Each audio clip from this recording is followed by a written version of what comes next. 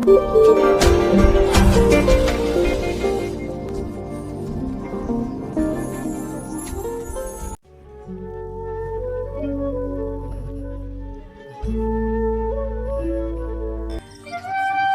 তুই ভালো থাকিস।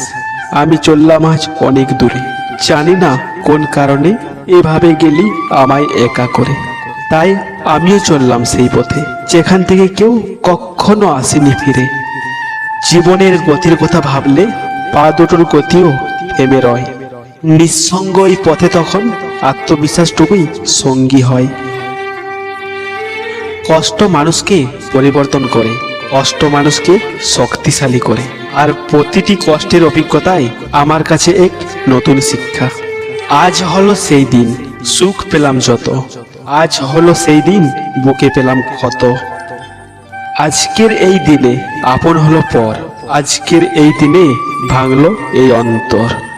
যার হাত ধরে সারা জীবন চলবো ভেবেছিলাম, যার বুকে মাথা রেখে সব দুঃখ ভুলে যাবো ভেবেছিলাম, সেই হাত ছেড়ে চলে গেল আর সবচেয়ে বেশি দুঃখ দিয়ে গেল।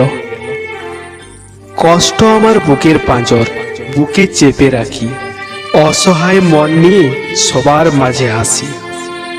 সুখ আমার চোখের কাঁটা, থাকে সে দূরে। তাই তো আমি একা একা নীরবে যাই কেঁদে। সুখের এই দুনিয়াতে পেলাম না সুখের দেখা। সুখের খোঁজে আজ আমি হয়ে গেছি একা। সুখ পাখি উড়ে গেছে, জানি না কোথায় আছে। সব আজ হারিয়েছি, কেউ নেই আমার পাশে।